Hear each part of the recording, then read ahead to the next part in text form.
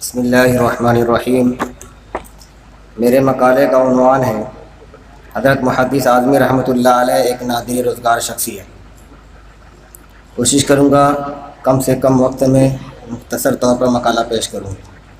محدث جلیل ابو المعاصر حضرت مولانا حبیب الرحمن صاحب اعظمی رحمۃ اللہ علیہ ان نوابغ عصر اور نادر روزگار افراد میں سے تھے جن کے وجود سے تنہا کوئی علاقہ یا ملک ہی نہیں، پوری علمی دنیا بلکہ سارا عالم اسلام مستفید ہونے کی وجہ سے ان کے بقا کے لیے دعا گو اور خواہش مند رہا۔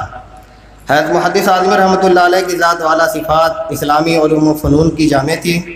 قرآن، تفسیر، تفسیر، حدیث، اصول حدیث، فقہ، اصول فقہ، غرضے کی قرآن و حدیث کے تمام متعلقہ علوم و فنون اور اصول و مبادی پر آپ کو گہری اور عمیق بصیرت حاصل تھی۔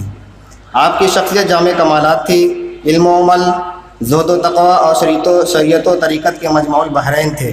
علم و متانت، صورت و سیرت میں اسلاف کا نمونہ تھے۔ حضرت محدث اعظمی رحمۃ اللہ علیہ نے ہمیں گیر علمی و تحقیقی، سیاسی و سماجی خدمات انجام دی۔ ایک طرف علمی، تصنیفی اور مطالعاتی اشغال تھے تو دوسری طرف وقت کی سیادت و قیادت میں عملی شرکت۔ ایک طرف اکابر امت، علماء و فضلاء کے ساتھ علمی مشاورت تھی تو دوسری جانب زمانے شناس اور نبض آشنائے سیاست کے ساتھ مل کر مقتضائے حال کے مطابق لائے عمل کی ترتیب و تہذیب کی فکر تھی۔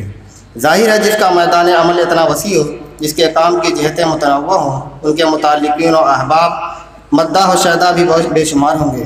حضرت محدث آدمی کا شہرہ دور طالب علمی سے ہی ہونے لگا تھا، خواہ اس شہرت کی وجہ ان کی قوت حافظہ ہو یا علمی لیاقت۔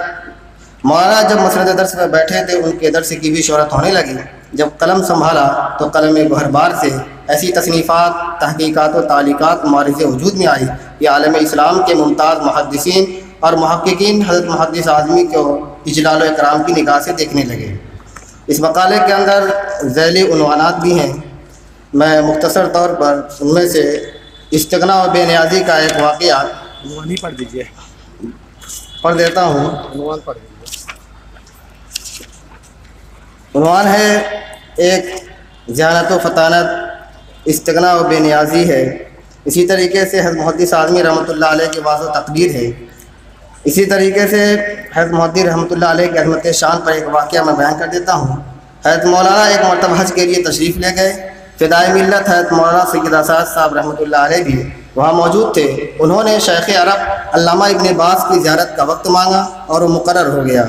جانے لگے تو حضرت مولانا کے پاس آئے اور علامہ ابن باز کے پاس چلنے کے لیے کہا۔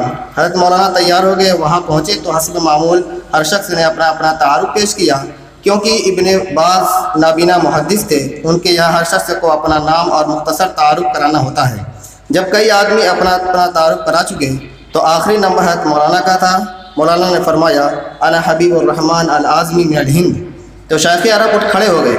حضرت مولانا سے معانقہ فرمایا اور معذرت کی کہ آپ نے یہاں آ کر مجھے شرمندہ کیا، مجھے معلوم ہوتا تو میں خود آپ کی خدمت میں حاضر ہوتا۔ پھر اپنی مسند پر مولانا کو بیٹھا کر انہوں نے سکون پایا۔